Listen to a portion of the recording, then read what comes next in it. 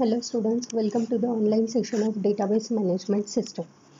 In today's session, we are going to study about integrity constraints in relational model or in a database management system and types of integrity constraints. So these are the contents of today's session. The learning objectives of today's session are: after learning this session, students will be able to describe integrity constraints in DBMS.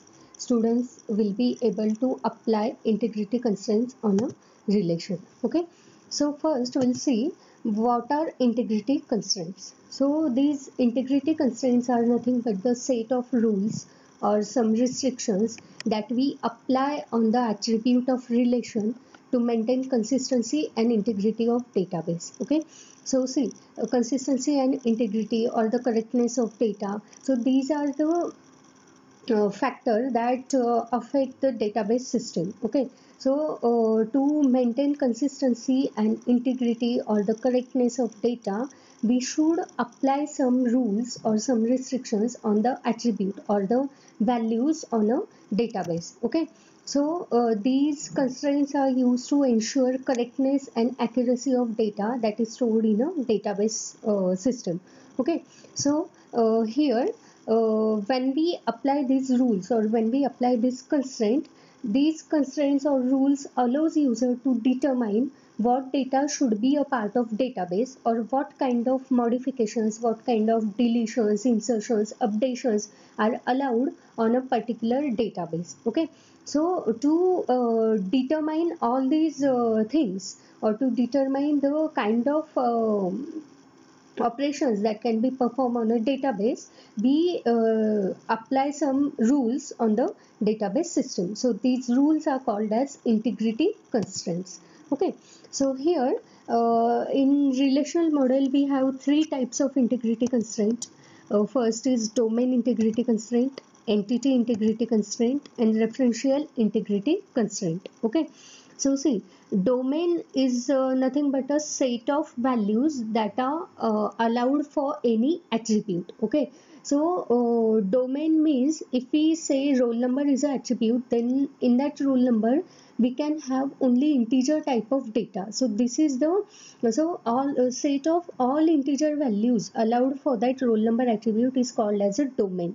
When we say student name, then student name can contain only character type of data. So whatever data value, whatever data character data values we enter in that student name attribute, all the set of all those values is called as a domain. Okay, then entity is what? Entity is nothing but a thing. It is a physical thing which have some properties like student is an entity, person is an entity, customer is a entity, or we can say product is a entity. Okay, so whatever real world thing that can be described by using some properties, all those things are called as entities. Okay, and in referential integrity constraint, we combine more than one table, we can access data from more than one table. Okay, so these are the types of constraint.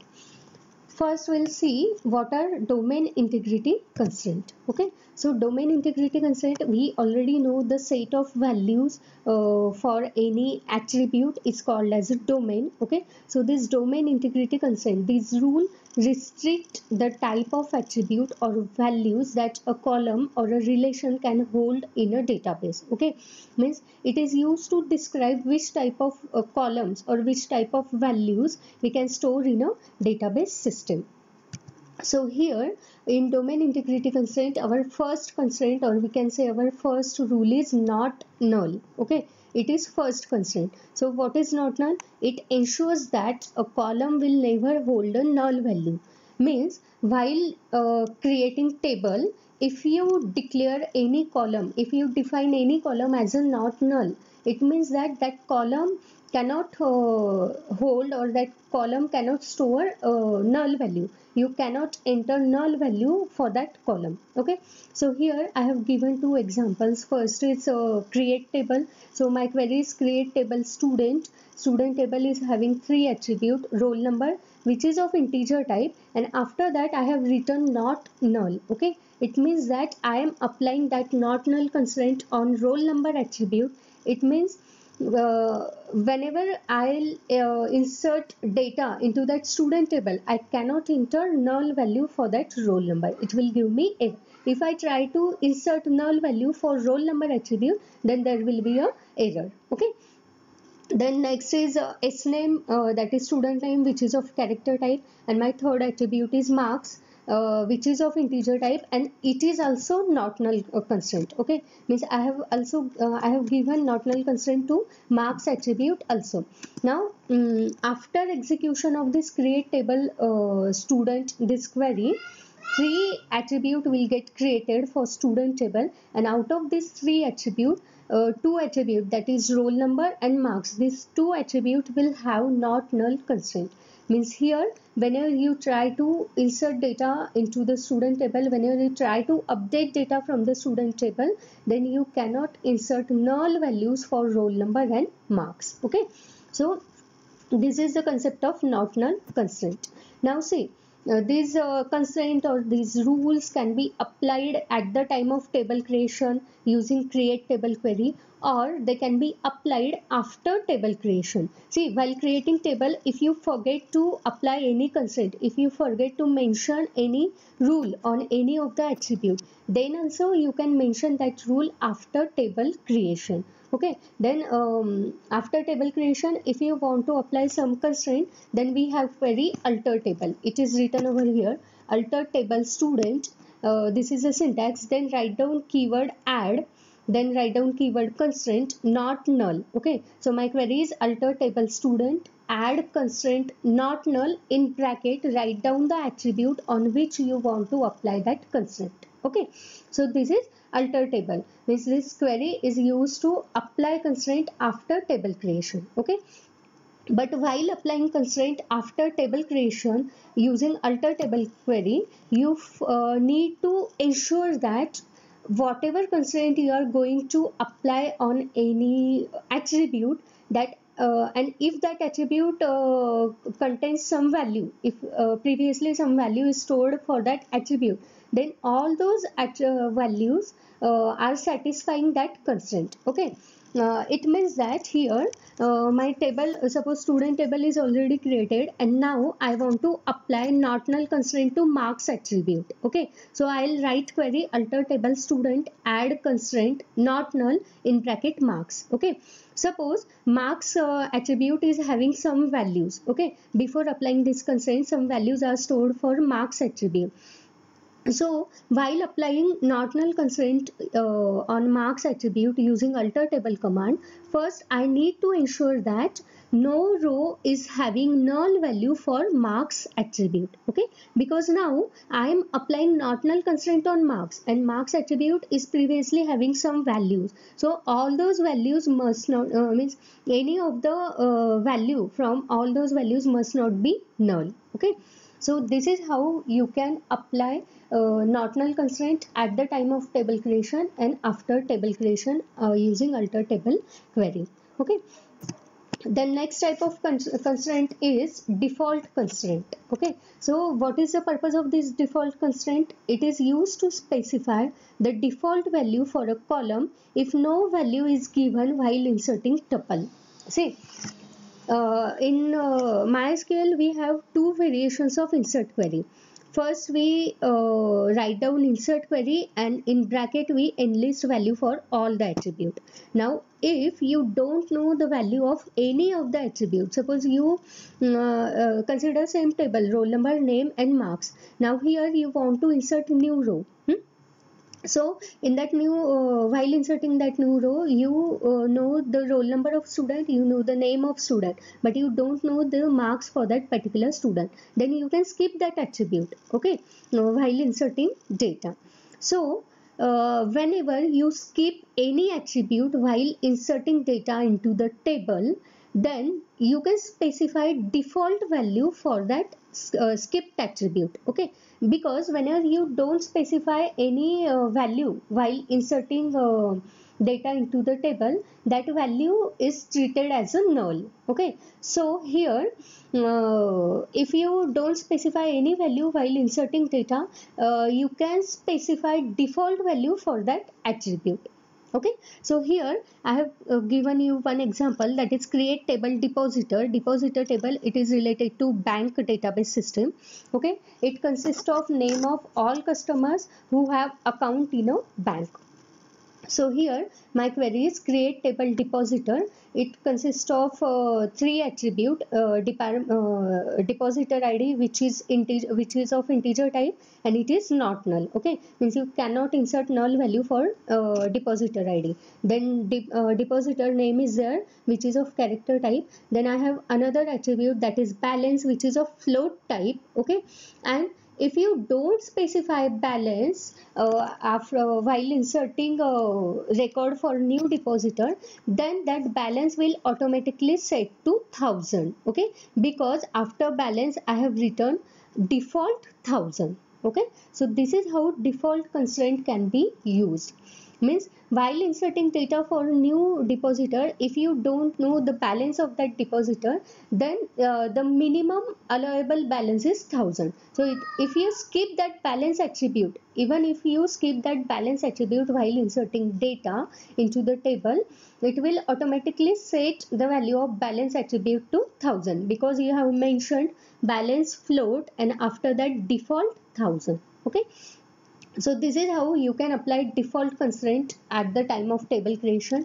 And if you want to apply default constraint after table creation, then you can use alter table command like this, alter table depositor, and then alter balance. Okay, now don't use add constraint keyword. Here you need to use alter keyword. Okay, alter table depositor, alter, what to alter? Alter balance and set default 1000. Okay, means set balance default value 1000 to the balance attribute. If you don't specify the value of balance attribute, it will automatically set to 1000. Okay, so this is how you can mention default integrity constraint on any column. The next domain integrity constraint is check. Okay, so check constraint is what? It is used to specify the range of value that can be inserted into any column. Okay, means by using check constraint, you can specify which type of values can be inserted into column. So here I have created one voter table. It is used to store information about all the voters. Okay, so my query is create table voter. My first attribute is voter ID, which is of integer type and it is a not null. Okay, then next is voter name, which is of character type, and my third attribute is age. Now we know that if we are above, if we our age is 18 or above 18, then only we can vote into the election. Okay, so here my condition is that age should be greater than equal to 18. Okay, so this condition, this rule can be applied by using check constraint. Okay, so see, here I have written age, then write down data type, that is integer, and after that I have written my check clause or check integrity constraint. Write down that check keyword and in bracket write down the condition that you need to check for that particular attribute. Okay, so here I have written check age greater than equal to 18. Okay, means here I have applied this check condition on age attribute. Now whenever I'll try to insert new data, new record into this voter table, so every time the system will check for the age attribute, check for the value of age attribute. If that value is greater than equal to 18, then only system will allow me to insert data into the table.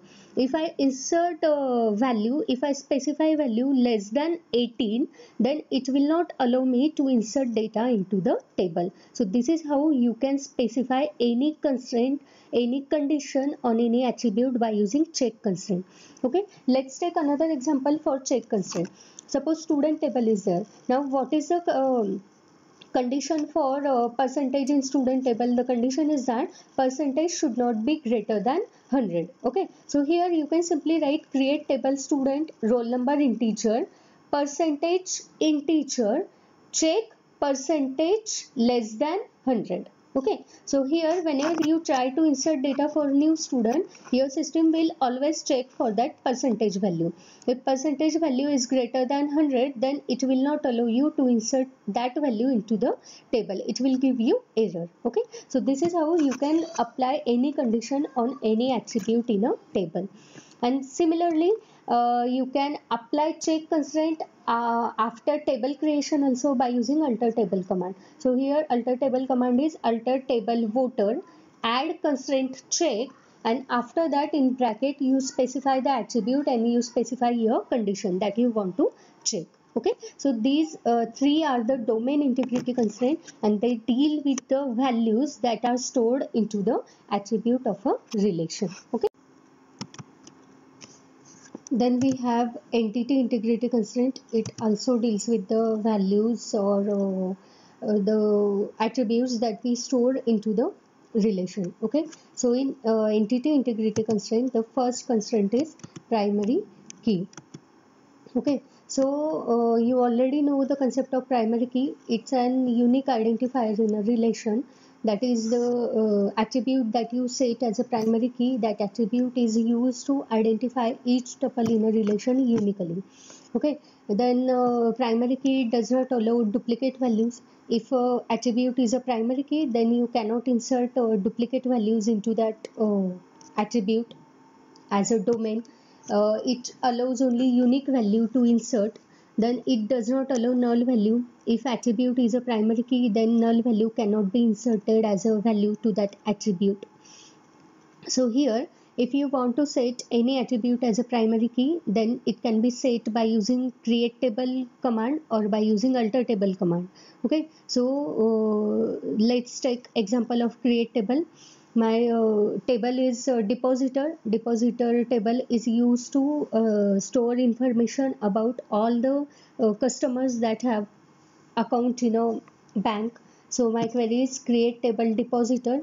I have one attribute that is depositor ID, which is of integer type, and I want to set that attribute as a primary key. So after data type, I have written keyword primary key, means that attribute is now primary key. Then dname, which is a name of depositor, which is of character type, and then balance, which is of integer type, and this balance attribute has a default constraint that is 1000. The value of the balance attribute, the default value is 1000. Means if you skip the value of that balance attribute while inserting data, then it will automatically set that value to 1000. Okay, so this is how you can apply primary key to any relation. And after creating table, if you want to apply primary key, then we have alter table command, alter table depositor, add constraint primary key, and then in bracket write down the name of attribute to which you want to set as a primary key. Okay, so this is primary key. The next type of entity integrity constraint is unique constraint. So unique constraint ensures that a column will have unique value for all the tuples in a relation. And here whenever you apply unique constraint to any attribute, then it means that you cannot insert duplicate value into that attribute. Okay, it is similar to primary key, but the difference is that primary key doesn't allow null value, but unique allows null value. Okay, this is the only difference. Then the similarity is that same as primary key, it requires unique value for the attribute which is a unique attribute. Okay, so here I have one example, that is create table student. So roll number is of integer type, and not null constraint is given to that roll number, and after that I have written unique also. Okay, so this roll number is having two constraints, not null and unique.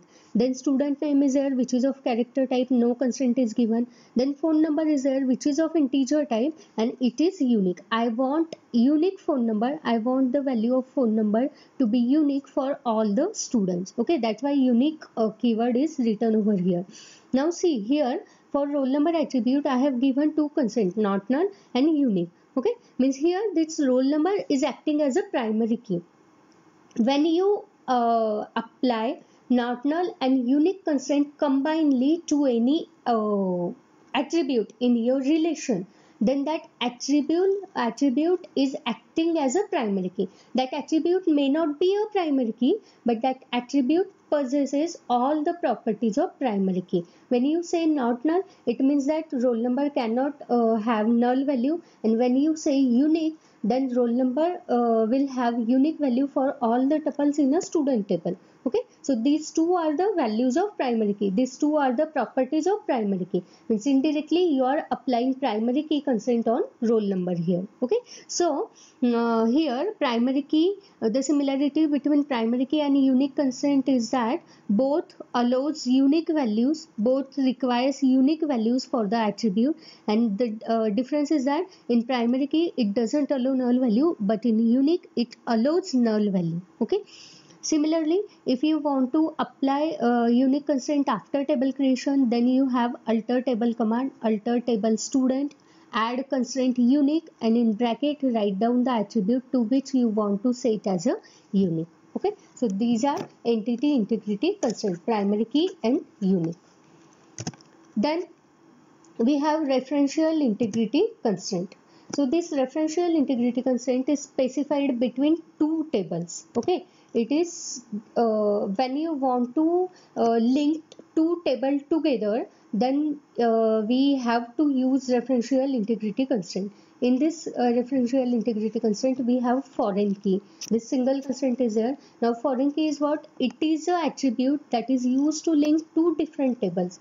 Whatever constraint we have seen now, or whatever operations we have executed on a table, in all those operations, in all those constraints, we have used a single table. Okay, but now if you want to access data from more than one table, if you want to access data from two tables, then you have to use foreign key. Okay, so foreign key is what? It is an attribute that is used to link two different tables together.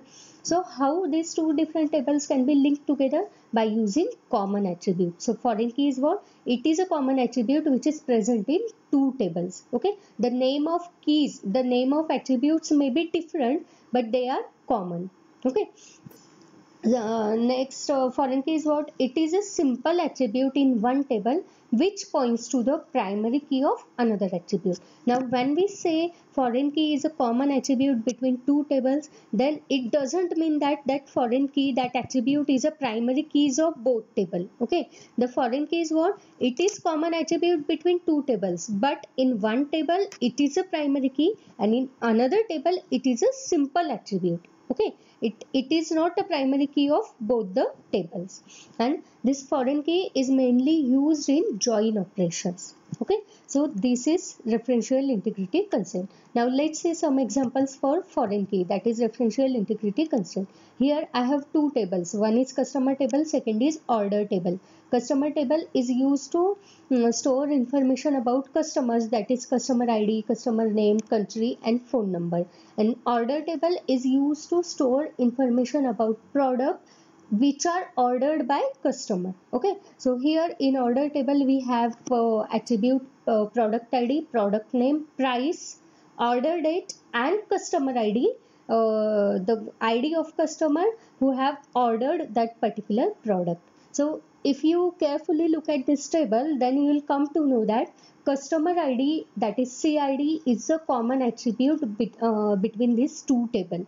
Okay, means by using this customer ID you can access data from both the tables. Okay, so here in customer table, customer ID is a primary key. See, I have this customer ID is having unique value for all the rows. Means by using customer ID you can uniquely identify the person.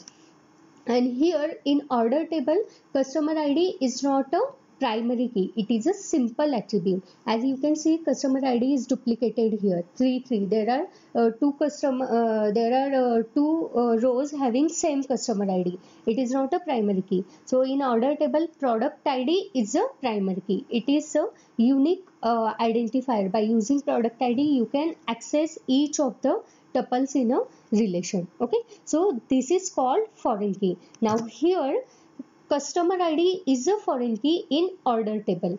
In customer table we don't have any foreign key. In customer table we have customer ID which is a primary key, and in order table primary key is product ID, but customer ID is a simple attribute. So this customer ID is common in both the table. By using this customer ID attribute, you can access data from both tables. So it can be called as a foreign key. So it is a foreign key in order table and primary key in customer table. Okay. So now let's see how to create referential integrity constraint in a table. So first we'll create customer table. Okay, so in customer table I have attribute customer ID, which is of integer type and which is a primary key. Then customer name is there, which is of character type, and I have given not null attribute to not null constraint to customer name. Then country attribute is there, which is of character type, which is also not null, and phone number is of integer type, it has unique constraint. Okay, so my customer table is created. Now let's see how to create order table. So here I have written query create table order. It has product ID, which is of integer type, which is a primary key. Product name, character type, it is not null. Price, float type, it is of not null type. It is having not null constraint. Now customer ID, it is a simple attribute. So customer ID integer, no constraint is given to the customer ID because it is a foreign key. Okay, and order date attribute, which is having data type date. Okay, it is a default data type.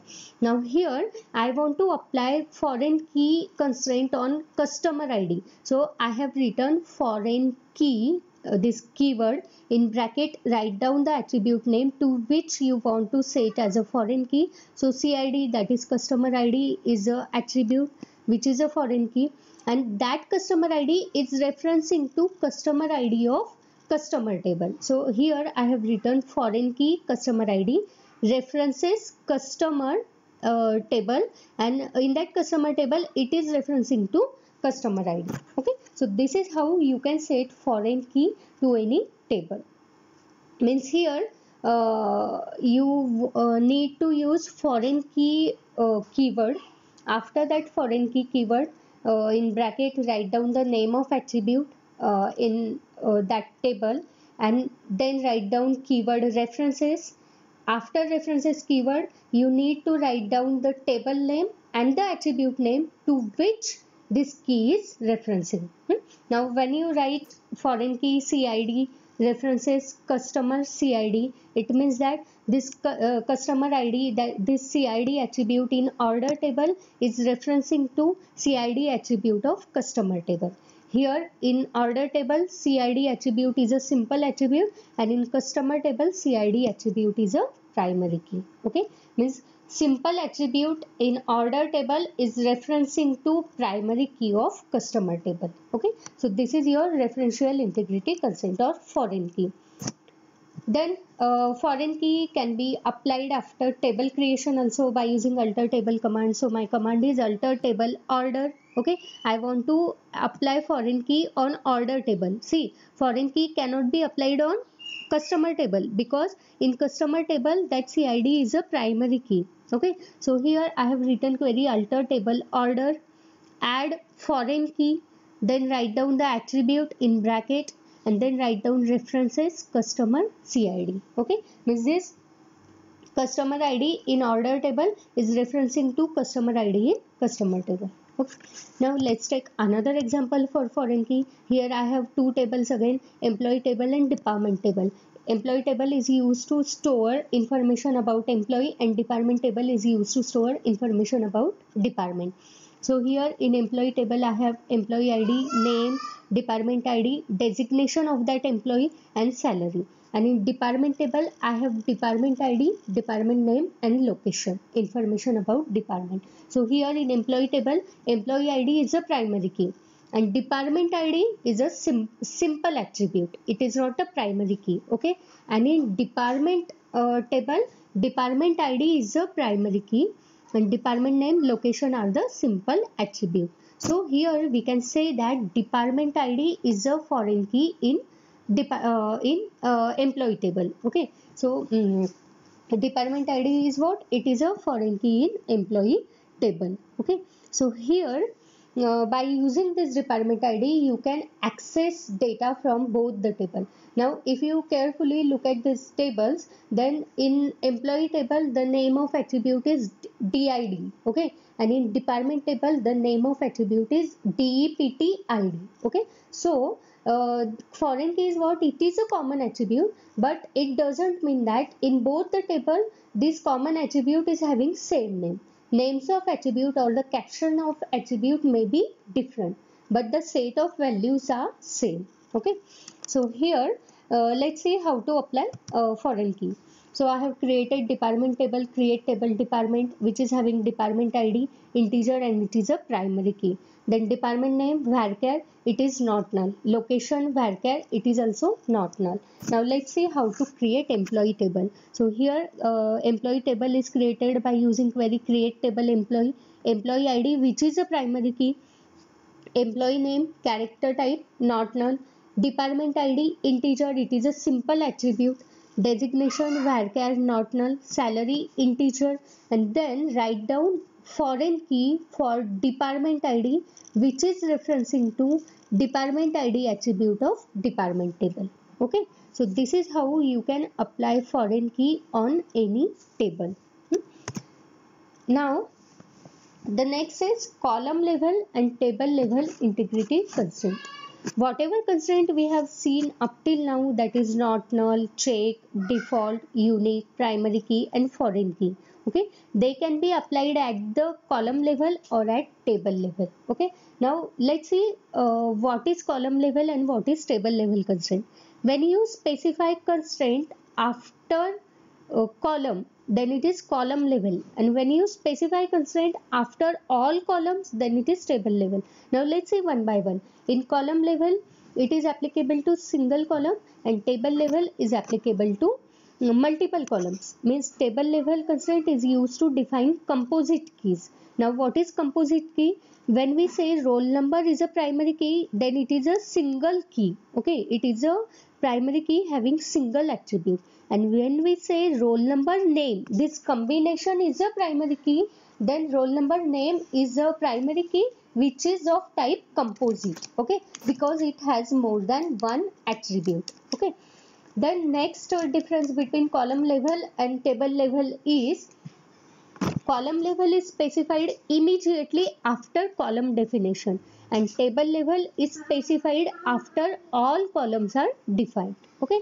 Then it is column level is specified at the time of table creation, and table level can be specified at the time of table creation, and it can be specified after table creation by using alter table command, okay. Means whatever constraint you apply by using alter table command after table creation, that constraint is called as table level constraint, okay. So out of all the constraint, not null constraint is applied at column level, but it cannot be applied at table level, okay. Means not null is a column level constraint, it is not a table level constraint. Now let's see examples for these two. So in column level, the example is create table borrower. Now I have created new table borrower, which is used to store information about customers who have loan in a bank, okay. So I have created table create table borrower. My first attribute is loan number, which is a primary key, and second attribute is amount, which is of integer type, and it is not null, okay. So here I have specified primary key constraint immediately after loan number. So this is column level constraint. Now let's see example for table level constraint. Here I have written same query, that is create table borrower, loan number integer, amount integer, which is not null, and after definition of these two attribute, I have written primary key in bracket loan number, okay. Means this primary key constraint is applied after definition of both the attribute. So in this case, this primary key constraint is a table level constraint, okay. When you specify constraint after immediately after column, then it is a column level, and after when you specify constraint after the definition of all columns, then it is table level constraint, okay. Similarly, see Here I have created another table, that is create table book, which is having book name, which is of character type, author, which is of character type, and price, which is of float type. These three attribute is there. Now if you carefully look at this relation schema, then here no unique attribute or no primary key is there, no single attribute is there which can be set as a primary key. Okay, but book name and author can be combined together to form a primary key. So here we can use alter table command to give this primary key constraint. So command can be written as alter table book add constraint primary key, and in bracket write down the names of attribute that you want to set as a primary key. Okay, so this is table level constraint. Here, as we know, table level constraint can be applicable to multiple columns, means it is used to define composite key. Now here in our book table, we don't have a single attribute which can be act as a primary key. We need to combine book name and author to form a primary key. Okay, that's why we can't use column level constraint here, means you cannot write book name varchar primary key, author varchar primary key. We cannot write like this because in each table we can have a single primary key. So here we can go for table level constraint. Okay, so this is all about column level constraint and table level constraint. So in today's session we have studied what are integrity constraints. These are the rules that we apply on relation to maintain correctness, consistency and integrity of database. Okay, and then we have domain integrity constraint, that is not null, check and default. We have entity integrity constraint, primary key and unique. We have referential integrity constraint, that is foreign key, which is used to link two tables together. Foreign key is a common attribute between two tables. In one table it is a primary key and in another table it is a simple attribute. And then we have studied column level constraint and table level constraint. Column level constraint are the constraints that are specified immediately after definition of your attribute, and it is applicable to single attribute. And table level constraints are specified after definition of all the attribute, and they can be used to define composite key. And table level constraint can be specified using alter table command or using create table command. So this is all about today's session. Thank you.